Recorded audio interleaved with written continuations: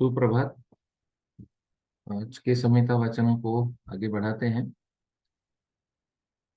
ओम त्र्यंबकं यजामहे सुगंधिं पुष्टिवर्धनम् उर्वारुकमिव बन्धनात् मृत्युर्मोक्षीयमामृतात्। चरक संहिता वाजीकरण अध्याय पुमान जात बलादिक वाजीकरण पादः चतुर्थः। चिकित्सा स्थान में वाजीकरण अध्याय का चतुर्थ पाद हम लोग पढ़ रहे थे। उसमें कल हमने अपत्यकर घृत पढ़ा था। शतावर्या विदार्याश्च तथा माशात्मगुप्तयोः श्वदंष्ट्रायाश्च निष्क्वाथान अंजले निष्क्वाथान जलेषु च पृथक पृथक। जल में इनके पृथक पृथक वात बनाए थे और फिर उसको एक प्रस्थत हृत को साधित करने के बाद उस साधन करने के समय अष्टगुण पय के साथ उसकी सिद्धि की गई।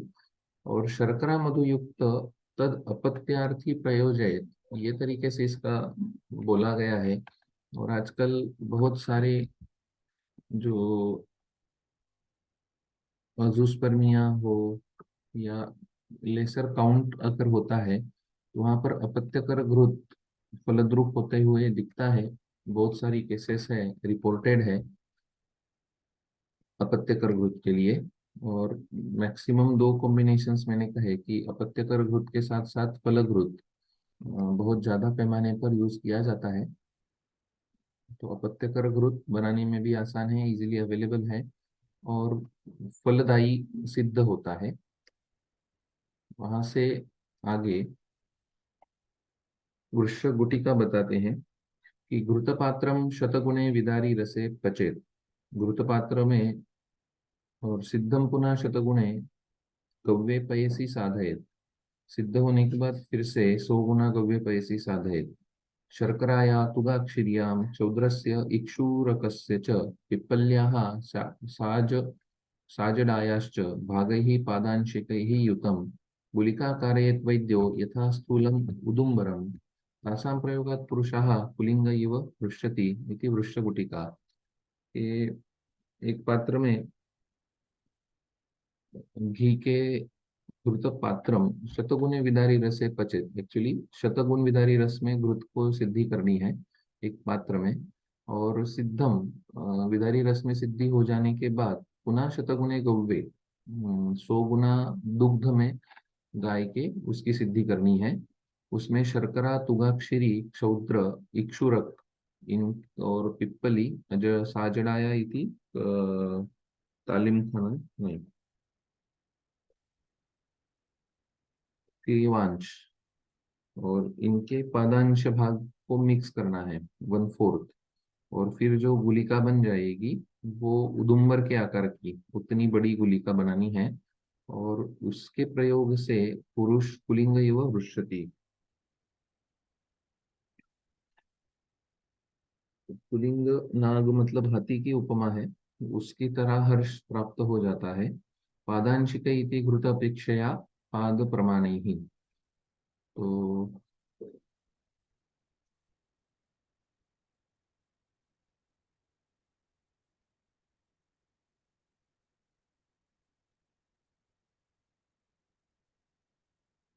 यहाँ से वृक्ष गुलिका, उसके आगे उत्कारिका सीतोपला फलशतम तदर्धम नवसर्पिषाः क्षौद्रपादेन संयुक्तं साधयेत् जलपादिकं सांद्रं गोधूमचूर्णानां पादं स्तीर्णे शिलातले शुचौ श्लक्ष्णे समुत्कीर्य मर्दनेन उपपादयेत्।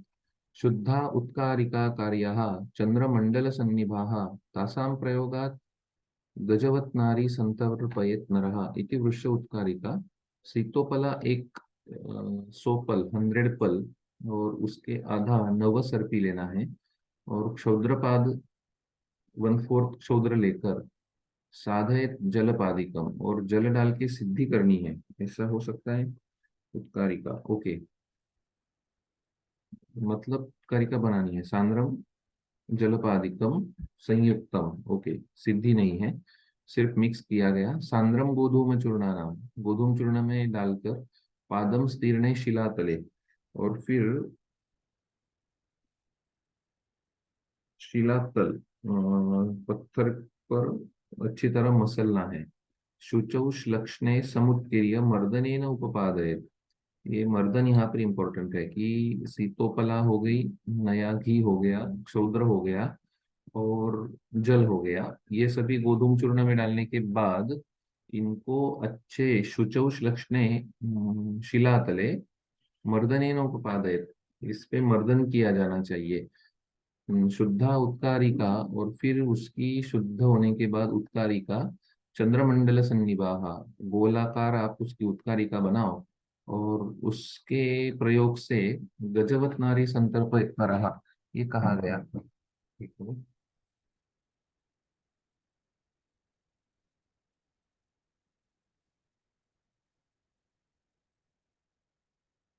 तो मर्दन की बात यहाँ जो आई है, जो पापड़ी के लोट बनाए जाते हैं उसमें अड़द के जो बनाते हैं उनमें अभी ऑटोमेटेड मशीन्स में मांस का भी वृक्ष उपयोग यहाँ पे आया है, इसलिए क्रॉस रेफरेंस बताते हैं कि उनको जो ट्रेडिशनल वे में था उसका जो आटा गूथा जाता था उसको ऐसे ही इसी विधि से लक्षण शिलातल पर लेकर लोहे के डंडी से कूटा जाता था, जब तक कि वो पूरा स्मूथ नहीं हो जाए। और कुट्टन क्रिया से इनके जो बॉन्ड्स हैं वो जो रिलीज होते हैं उससे ये डाइजेशन में लघु हो जाते हैं, ये कहा गया है। तो यहाँ गोधूम चूर्ण को में ही सीतोपला है, नवसर्पी क्षोद्र है, तो वैसे गोधूम चूर्ण के आटे को ही इन्होंने कूटा है, तो ये भी एक अलग बात है। और उसकी जो उत्कारिका होगी चंद्रमंडल सन्निभा, उसका प्रयोग बताया। गुग्गुल के कल्पनाओं में भी इसी तरीके से कूटा जाना अपेक्षित होता है। जितना उसको कूटा जाएगा पत्थर पर उतना ही वो गुणकारी साबित होता है। गुग्गुल कल्पनाएं दो विधि से बनाई जाती है, या तो क्वाथ विधि से, या तो इस तरीके से मर्दन से उन चूर्णों को मिक्स करके थैली में वो गुग्गुल रखा जाता है जो सिद्ध हो गया है, और उसको पटक पटक के बार बार शिला पर पटका जाता है। तो फिर उसमें के बॉन्ड्स अच्छे से रिलीज हो और वो गुणकारी साबित हो, तो ये मर्दन विधि हमारे औषधि कल्पना में एक विशेष विधि आ जाती है। फिर वृक्ष उत्कारिका से आगे चलते हैं। यत्किंचित मधुरम स्निग्धम जीवनम ब्रूहणम गुरु हर्षणम मनसश्चैव तत्सर्वम वृक्षमुच्यते। जो भी किंचित मधुर होगा, स्निग्ध होगा, जीवनीय होगा, ब्रूहणीय होगा और गुरु होगा और हर्षण करेगा मन को, उस सब को आप वृक्ष कहिए। तो यहाँ पर सब वृक्ष की डेफिनेशन बताई गई। यत् किंचन मधुरम स्निग्धम हम लोग कंठस्थ भी करते हैं इसको, लेकिन सोचेंगे तो मधुर रस जब आता है तो मधुर इज इक्वल टू स्वीट, ये मीनिंग हमें निकालना पड़ेगा। मधुर विपाकी, मधुर रसात्मक, और संहिता में जो मधुर रस बताया गया है उसके एंगल से, क्योंकि बहुत बार संहिताओं में शर्करा आती है और हम आज की शुगर लेते हैं तो वो विरोध हो जाता है। आप आज की शुगर और संहिताओं की शर्करा, इनके विधि में ही भेद है, रसवीर्य विपाक में भेद है। आज की शर्करा मधुर रसात्मक नहीं तो अम्ल रसात्मक, अम्ल विपाकी ऐसे लक्षण बताने वाली है, तो उसको कहाँ से मधुर में ले सकते हो। और मधुर इज इक्वल टू स्वीट ये मीनिंग करने जाएंगे तो वृक्ष की जगह दूसरे ही गुण हमें मिलते हैं, ये आज देखने को मिल रहा है। स्वीट ज्यादा खाने वालों में जड़ता से लेकर डायबिटीज तक बहुत सारे विकारों की उत्पत्ति आजकल हमें देखने को मिल रही है। स्निग्ध, स्निग्ध के नाम से तो घी खाना ही छोड़ दिया है लोगों ने, तो इसी वजह से आपको इनफर्टिलिटी के पेशेंट्स भी ज्यादा मिल रहे हैं। आचार्यों ने पहले ही कह के रखा था, वृद्ध वैद्य परंपरा में जो दो जनरेशन पहले के वैद्य हो गए उन्होंने यही कहा था कि अगर ये लोग घी खाना छोड़ देंगे तो आने वाले काल में ये तरीके से पेशेंट बढ़ जाएंगे। जीवनीय, ब्रूहणीय, ये तो रेगुलरली कोई कंज्यूम ही नहीं करता है। गोधूम नित्य सेवनीय द्रव्य में आके बैठ गया है ब्रूहणियों में से, लेकिन उसके साथ जैसे पिछले उत्कारिका में हमने देखा कि उसको कुट्टन क्रिया की गई या उसका संयोग किया गया, तो रोटी बनाते वक्त ऐसा गोधूम का कोई संयोग वृक्ष द्रव्यों के साथ ना होने की वजह से अकेला गोधूम और पाचनीय द्रव्यों का भी संयोग ना होने से गोधूम स्रोतरोध कारक बन जाता है। फिजिकल एक्सरसाइज भी नहीं होती है, इसलिए अकेला गोधूम भी हम लोगों में स्रोतरोध उत्पन्न करके वो लक्षण बता रहा है। गुरु, जो भी गुरु है, गुरु पदार्थ तो हम लोग फेस्टिव सीजन्स में हमेशा हमारे यहाँ गुरु पदार्थ ही बनते हैं, लेकिन ओकेजनल अभी उनका खाना भी लोगों ने बहुत कम कर दिया। बहुत से लोगों को लड्डू और घी ये पसंद ही नहीं आता है। तो फिर ऐसे व्यक्तियों की आने वाली प्रोजेनी या ऐसे व्यक्तियों का आने वाले काल में होने वाली कंडीशन, ये संहिता के बेस पे आप हम लोग प्रेडिक्ट कर सकते हैं, या फिर इन लोगों को बता सकते हैं कि आपको ऐसा नहीं करना है, ये हितावह नहीं है। हम लोग हितायु की कामना करते हैं, सुखायु की नहीं। लोग सुख के पीछे भाग रहे हैं। द्रव्य ही एवं विदय ही तस्मात् भाविता प्रमदाम व्रजेत। और इसीलिए द्रव्य ही एवं विदय ही तस्मात् भाविता प्रमदाम व्रजेत आत्मवेगेन चोदीर्णाः श्रीगुरुनैश्च प्रहर्षिताः गत्वा स्नात्वा पयपीत्वा रसं वा अनुशयितना तथा अस्य आप्यायते भूयाः शुक्रम च बलमेव च। संयोग के बाद इसीलिए जो वृक्ष योग युक्त द्रव्य कहे गए हैं उनका प्रयोग करके ही श्री सेवन किया जाए, ये संहिताकारों को अपेक्षित है। और गत्वा स्नात्वा, उसके बाद पश्चात कर्म में स्नान, दूध पीना, पय पीत्वा, रसम वा या मौसरस वानुशयितना, और उसके बाद आराम करना है। ये पश्चात विधि आजकल मिसिंग होती है। ये मालूम ही नहीं लोगों को कि ऐसा किया जाता है। जो फिल्मों में और ये दिखाया जाता है वो तो बिल्कुल गलत है। तो ये तरीके से कि जो वृक्ष योग बताए गए, और आत्मवेगेन च उदीर्णाः या श्री गुणनिष्ठ प्रहर्षिताः, मैथुन की कंडीशन बताई कि आत्मवेगेन च उदीर्णाः, खुद होकर जब उत्पन्न होती है भावना, तब या श्री गुणनिष्ठ प्रहर्षित होने के बाद गमन अलाउड किया गया। और उसके बाद गोदुग्ध स्नान, स्नान के बाद गोदुग्ध पान या फिर रस, मांसरस पीकर फिर शयन करना है। तथा इससे क्या होगा, तथा अस्य आप्यायते भूयाः शुक्रम च बलमेव च, बल का आप्यायन हो जाएगा। उस क्रिया से जो बल का नाश हुआ था उसका आप्यायन तुरंत हो जाएगा। हमारे यहाँ ये केयर्स बहुत सारी ली गई कि छींक भी आती है तो उसके भी श्रम का नाश करने के लिए विधि तुरंत बताई गई। तो शरीर को बहुत ही केयर ली गई है संहिताओं में, आयुर्वेद में। इतनी केयर कोई साइंस में नहीं मिलती। यथा मुकुल पुष्पस्य सुखा गंधो न उपलभ्यते, लभ्यते तत् विकासात्तु तथा शुक्रम ही देहिनाम। जैसे मुकुल पुष्प या फूल जब बंद होता है, उसकी कली होती है तो उसका गंध नहीं मिलता। सुख गंधो न उपलभ्यते, लभ्यते तद विकासात्तु, जब फूल का विकास हो जाएगा तभी उसका गंध उपलब्धि होती है। वैसे ही शुक्र है शरीर में, जो नरते वही 16 वर्षात, 16 साल तक उसकी व्यक्तता नहीं होती है।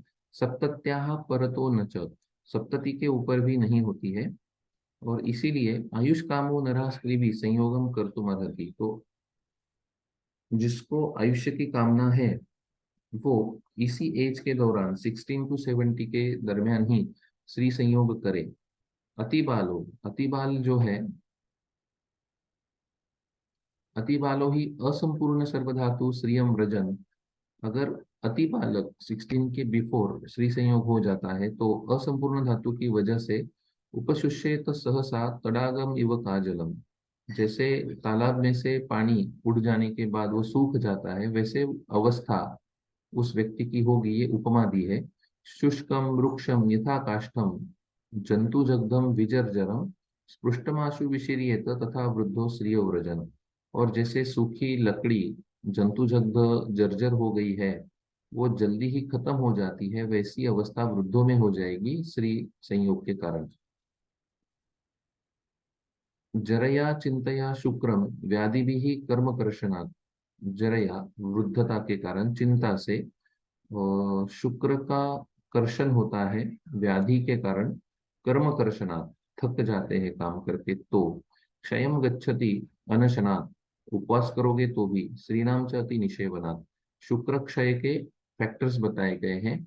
बुढ़ापा जैसे आते जाएगा वैसे शुक्र का नाश होगा, चिंता से शुक्र का नाश होगा, व्याधि पीड़ित होगा तो भी शुक्र का नाश होगा, कर्म कर्षणात् जो रूटीन वर्क्स हैं उनमें जो कर्षण होता है।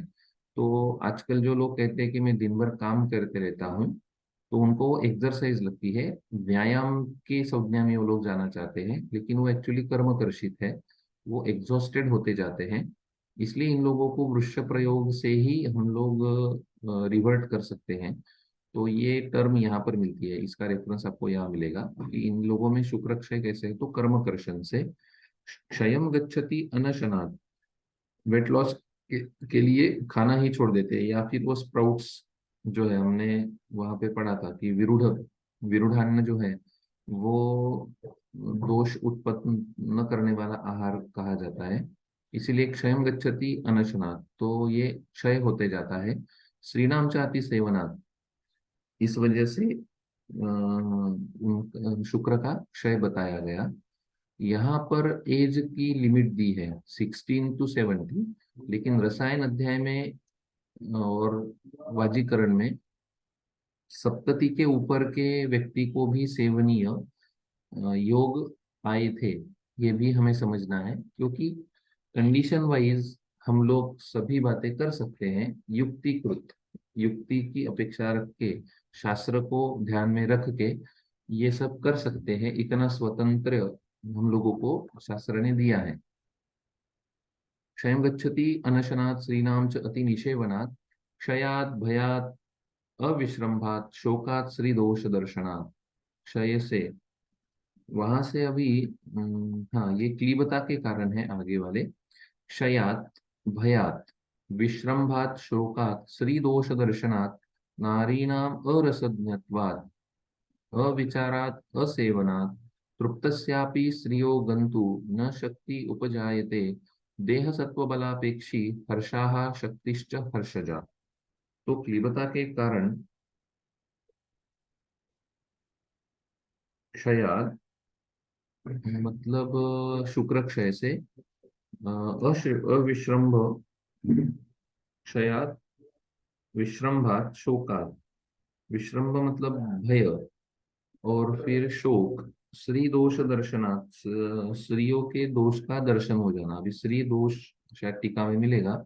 नारी नाम अरसज्ञत्वात्, नारी नाम अरसज्ञत्वात् मतलब नॉट इंटरेस्टेड, ये तरीके से नहीं लेना चाहिए कि उनके प्रति विश्वास न होने से अच्छा अगर पसंद नहीं आते हैं तो। अविचारात् असेवनात् तृप्तस्यापि श्रियो गंतु न शक्ति उपजायते, तो ऐसे इसमें तृप्तस्यापि मतलब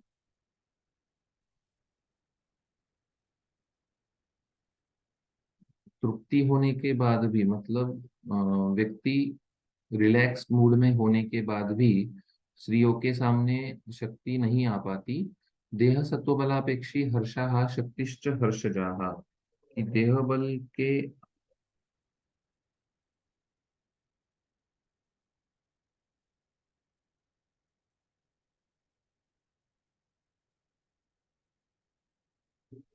ओके, देह सत्व बलापेक्षी हर्षाः शक्तिश्च हर्षजाः। टीका पढ़ते हैं।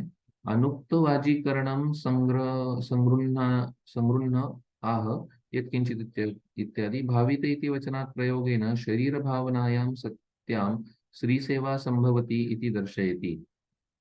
भावित, ओके, कि शरीर भावना होगी तभी श्री सेवा हो सकती है। आत्मवेगेन संकल्प जाते न आत्मवेगेन, आत्मवेग मतलब संकल्प पूर्वक अगर उस क्रिया में उतरते हैं तो उसमें आत्मवेग कहा जाता है। आत्मवेगेन च उदीर्णः, ये जो कंडीशन थी श्री सेवन के लिए, मैथुन के लिए जो प्री कंडीशन रखी गई कि संकल्पेन जातेन आत्मवेगेन बालस्य तडाग दृष्टान्तेन पुनरपि शुक्र सद्भावं कफ प्राधान्यम च दर्शयति कि बालक में कफ प्राधान्य ही होता है, शुक्र की अभी उत्पत्ति हुई नहीं है, इस वजह से वृद्धस्य तु जंतु जग्धत्वादि दृष्टान्तेन विनष्टस्य अपुनर्भावं शुक्रस्य तथा अभूयिष्ठतां च दर्शयति।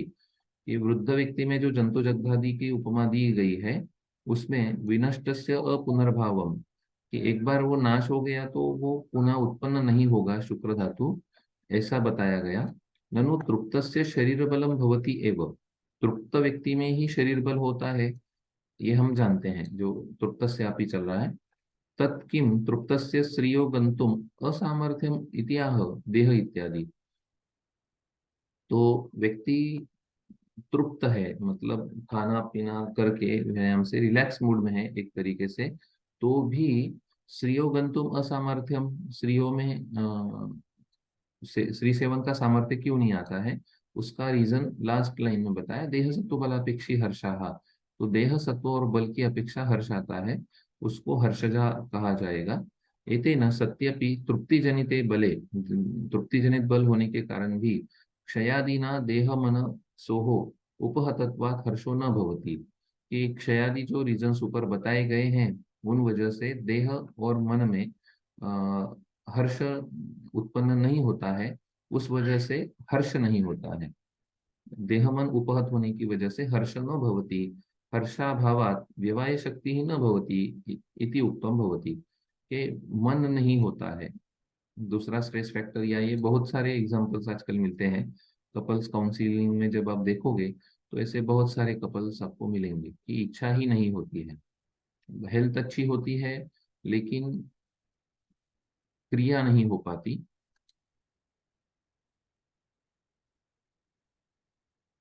इक्षुरसे यथा दग्नि सर्पिस्तैलं तिले यथा सर्वत्रानुगतम देहे शुक्रम संस्पर्शने तथा।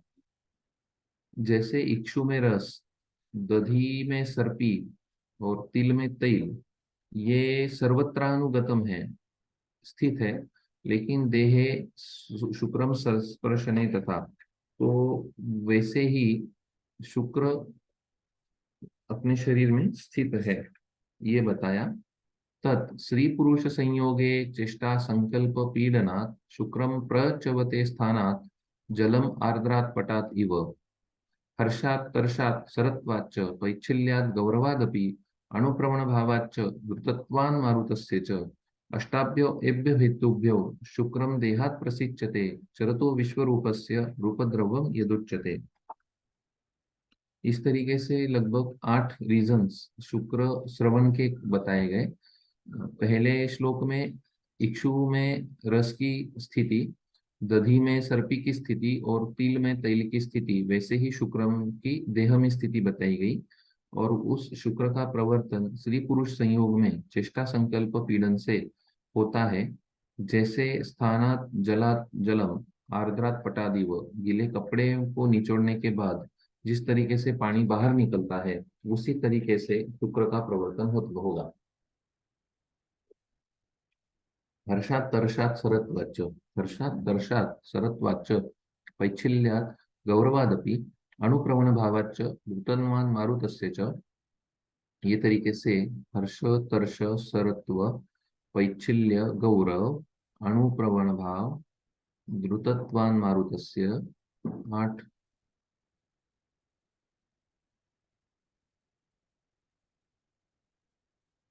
8 रीजन्स काउंट नहीं हो रहे, बता दी वो हर्षात तर्षात सरत्वात्। देखते हैं तो अष्टाभ्य हेतुभ्य शुक्रम देहम प्रसिच्यते चरतो विश्व रूपस्य रूपद्रवम यदुच्यते, कि इसको आत्मा का रूप द्रव्य माना गया। चरतो विश्व रूपस्य रूप द्रव्यम यदुच्यते, तो रूप द्रव्य कहा गया आत्मा की उपस्थिति होने के कारण। संहिताओं में उसी वक्त कहा कि यहाँ पर जेनेटिक्स प्रेजेंट है, आत्मा की संभव उससे है। संप्रति संभवती शुक्रम यथा देहे स्थितम च यथा प्रवर्तते तदाह। तो संभवती शुक्रम यथा देहे, शुक्र का संभव कैसे होता है शरीर में, स्थितम यथा च प्रवर्तते, कैसे रहता है और कैसे प्रवर्तन करता है, ये बताते हैं। इक्ष्वादि दृष्टांत त्रयेण अति प्रयत्नात् अल्प प्रयत्न महाप्रयत्न बाह्य शुक्रान पुरुषान यथाक्रमम दर्शयति। तो इक्ष्वादि दृष्टांत से दृष्टांत त्रयेण अनति प्रयत्न मतलब बिल्कुल ही प्रयत्न न करते हुए अल्प प्रयत्न और महाप्रयत्न बाह्य शुक्रान पुरुषान यथाक्रमम दर्शयति। तो ये जो तीन उदाहरण हैं, तो अप्रयत्न इक्षु के रस के लिए होगा, अल्प प्रयत्न दधी में से सर्पी निकालने को होगा, और महाप्रयत्न तिल में से तेल निकालने के लिए होगा। ये तरीके से ये भी बात समझने लायक है। तो शुक्र प्रवर्धन के लिए समय कैसे होगा, ये बात यहाँ पर पता चलती है कि इक्षु में रस की स्थिति, दधी से घी की स्थिति, और ये तीन अप्रयत्न अल्प प्रयत्न और महाप्रयत्न बाह्य शुक्रान पुरुषान यथाक्रमम दर्शयति, ऐसे तीन तरीके के पुरुषों को दर्शाती है। संस्पर्शन इति संस्पर्शन इति तेन केशादौ संस्पर्शना व्याप्ते है शुक्रमपि नास्ति इति दर्शयति। स्त्री पुरुष संयोगो मिश्री भावः चेष्टा इति व्यायाम चेष्टा संकल्पो योषित अनुरागाः पीडनं नारी पुरुषयोः परस्पर सम्मूर्छनम् अत्र च नारी पुरुष संयोगः प्रधानं कारणं तत्सह कारणं चेष्टादि। प्रधान कारण नारी पुरुष संयोग होगा और उसके साथ चेष्टादि दूसरे कारण, ये सह कारण कहे जाएंगे। आर्द्रपट दृष्टांतेन आश्रय अनुपघातेन शुक्र श्रवणम दर्शयति। ये इंपॉर्टेंट है कि आश्रय का उपघात करे बगैर शुक्र श्रवण होता है, ये बताया गया आर्द्रपट के दृष्टांत से कि आश्रय में से वैसे ही आता है, आश्रय को कोई उपाघात नहीं होता है। अपरमपि शुक्र प्रवृत्ति हेतु माह हर्षादि इत्यादि, पहले भी हमने हर्ष इत्यादि कारण बताए थे। हर्षः संकल्प पूर्वक शुक्रोद्रेक ध्वजोच्छ्रायादि कारिच्छा। हर्ष क्या है कि संकल्प पूर्वक शुक्र का उद्रेक, ध्वजोच्छायादि कारिच्छा, तो जो इच्छा उत्पन्न होती है शुक्र विरेचन की, शुक्र के प्रवृत्ति की, उसको हर्ष कहा जाएगा। तर्ष, हर्षात दूसरा रीजन है तर्ष। तर्ष मतलब वनिताभिलाषा, स्त्री के संयोग की इच्छा को वनिताभिलाषा कहेंगे। सरत्वम अस्थिर्यम, शुक्र खुद सर है, मतलब वो कोई स्थिर रहने वाला धातु है ही नहीं, उससे भी उसकी प्रवृत्ति हो जाती है। अनुप्रमण भावाः, अनुत्वे सति बहिर्निर्गमन स्वभाव, अनुप्रमण स्वभाव मतलब उसका बाहर निकलने का ही स्वभाव है। द्रुतन्वान मारुतस्ते तेति शुक्र प्रेरक वायो हो अभिद्रवणशीलत्वादि इति अर्थः, ये वायु शुक्र प्रेरक हो जाता है। वायु हो अभिद्रवणशीलत्वात्, ये वायु को शुक्र प्रेरक अपान वायु है और उसकी वजह से गतिशीलता उसमें आ जाती है। द्रुतत्वान मारुत से, मारुत द्रुत है इसलिए उसकी गति है, स्पीड है उसमें, और वो शुक्र प्रेरक हो जाता है। एते च यद्यपि हेतवाः तथापि प्राधान्यात् प्रथम प्रतिपादित स्त्री पुरुष संयोगादि रूप हेतूनां समष्टौ नैवामी गणिताः। ओके। चरत इति नाना मानुष पश्वादि जातिषु भ्रमताः विश्वरूपस्य इति आत्मनः, विश्वरूप इति आत्मनः चरत इति नाना मानुष अश्वादि। ओके। चरतो, चरतो मतलब जो विविध योनियों में घूमने वाली आत्मा थी वो विश्वरूप इति आत्मा, तथा ही आत्मपर्यायेषु उक्तम स विश्वकर्मा सच विश्वरूपाः। शारीस्थान दूसरे अध्याय में हमने बताया आत्मा के पर्याय में उसको विश्वकर्मा और विश्वरूप कहा गया है। रूप द्रव्यम इति रूप प्राक्तन कारणम, कि रूप को व्यक्त करने वाला उसका मूल कारण, इसलिए उसको रूप द्रव्य कहा गया। एतेन अव्यक्तस्य आत्मनो व्यक्त शरीर निवृत्तो शुक्रम हेतु इति उक्तम, कि अव्यक्त आत्मा का शरीर की व्यक्ति में हेतु बनना, उसका मीडिएटर हेतु शुक्र होता है, और इसीलिए शुक्रम च यह प्रकरण आगतत्वेन उक्तम तेन आर्तवम अपि आत्मनो रूप द्रव्यम ज्ञेयम। यहाँ पर प्रकरणवश हमने शुक्र का शब्द का ये किया, लेकिन आर्तव भी रूप द्रव्य कहा जाएगा इसी न्याय से, ये भी यहाँ पर बताया। तो ये 8 कारण यहाँ पर आए हैं शुक्र उत्पत्ति या शुक्र श्रवण के। शुक्रम देहात प्रसिच्यते, हर्ष से तो होगा ही, तर्ष से होगा, लेकिन सरत्व है, स्वभाव से शुक्र का शरण हो जाता है, ये भी बताया गया। वैचिल्य, शुक्र गुरुता और सूक्ष्मता, ठीक है। और फिर उसके आगे बहलम मधुरम स्निग्धम अविश्रम गुरुपिच्छिलम शुक्रम बहुच यत् शुक्रम फलवत तद असंशयम, के फलवत कौन सा शुक्र होगा उसकी क्वालिटीज बताई गई है। उनमें बहल, मधुर, प्रशस्त शुक्र गुणान आह बलम इत्यादि।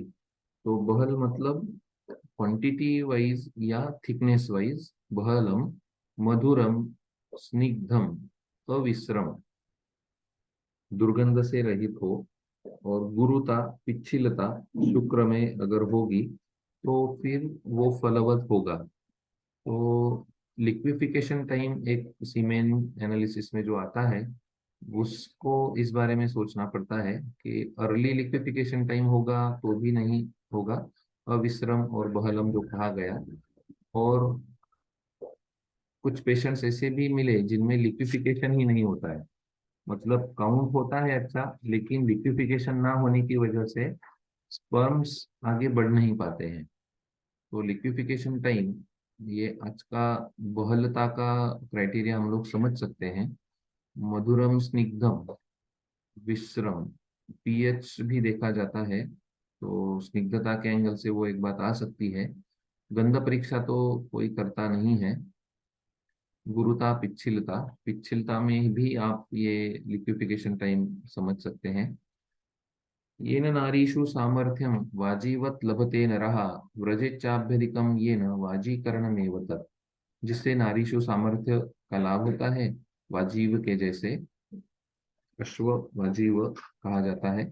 और व्रजेच्चाभ्यधिकम ये न, जिससे अभ्यधिकम नारी का सेवन हो पाता है, उसको सभी को वाजीकरण कहा जाएगा। तो वाजीकरण शब्द निरुक्ति माह येन इत्यादि, व्रजेच्च अभ्यधिकम इति पुनः पुनः गच्छेत व्यजन्ते इति वा पाठः। अभ्यधिकम का मतलब टाइमिंग्स ज्यादा बार हो सकते हैं। तत्रापि भूयो गमनेन नारीषु पुंस्त्वेन व्यज्यते, फिर भी व्यज्यातिथि पाठे अपि स एवार्थो विद्वद्भिः सुचिन्तनीयः। अनेन निरुक्तेन त्रिविधमपि वृक्षम् अवरुध्यते, यथा शुक्र वृद्धिकरम च मांसादि, श्रुतिकरम संकल्पादि, और शुक्र श्रुति वृद्धिकरम क्षीरादि। तो यहाँ पर त्रिविध शुक्र वृद्धि कर भाव, जैसे शुक्र वृद्धि करने वाले मांसादि, श्रुति कर, श्रुति मतलब सिक्रीशंस बढ़ाने वाले, संकल्प आदि, संकल्प से सिक्रीशंस होते हैं। शुक्र श्रुति वृद्धि कर, श्रुति और वृद्धि दोनों कराने वाले क्षीरादि है।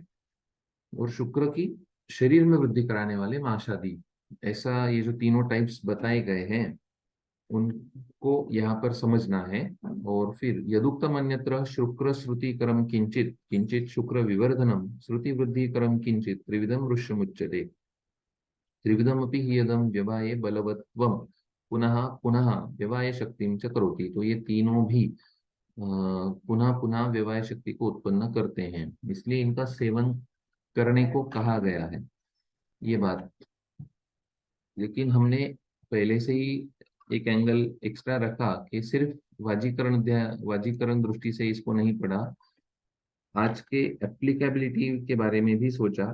तो आजकल जो ये मिलते हैं बहुत सारे कंडीशन, उसमें इनका उपयोग किया जाए, ये बात हम लोग सोच सकते हैं। तो हेतु योग उपदेशस्य योगा द्वादश द्वादश च उत्तमाः यत् पूर्व मैथुनात् सेव्यं सेव्यं यन् मैथुनात् अनु, यदा न सेव्या प्रमदा कृत्स्ना शुक्र विनिश्चया निरुक्तम यद्यदिष्टम पुमान् जात बलादिके। तो उपयोग के 12 योग, मैथुन के पूर्व क्या सेवन करना है और मैथुन के बाद क्या सेवन करना है, यदा न सेव्या प्रमदा, जब प्रमदा का कब सेवन नहीं करना है, शुक्र का विनिश्चय कैसे करना है, ये सब हमने पुमान जात बलादिक में बताया है आपको। और इस तरीके से यहाँ पर यह अध्याय समाप्त होता है। इति अग्निवेशकृते तंत्रे चरक प्रतिसंस्कृते चिकित्सास्थाने वाजीकरण अध्याये पुमान् बलादिको नाम वाजीकरणपादः चतुर्थः। समाप्तश्चायं द्वितीयो वाजीकरण अध्यायः। वैसे ही टीका में इति श्री चक्रपाणि दत्त विरचितायाम आयुर्वेद दीपिकायाम चरक तात्पर्य टीकायाम चिकित्सा स्थाने वाजीकरण अध्याय पुमान् बलादिको नाम वाजीकरण पादः चतुर्थः इति वाजीकरणाध्यायो द्वितीयः। इस तरीके से रसायन और वाजीकरण पाद को आज हमने समाप्त किया। कल से ज्वर चिकित्सा हम लोग शुरू करने जा रहे हैं, तो आज के लिए यहाँ रुकते हैं। गुरुर्ब्रह्मा गुरुर्विष्णु गुरुर्देवो महेश्वरः गुरुः साक्षात् परब्रह्म तस्मै श्री गुरवे नमः।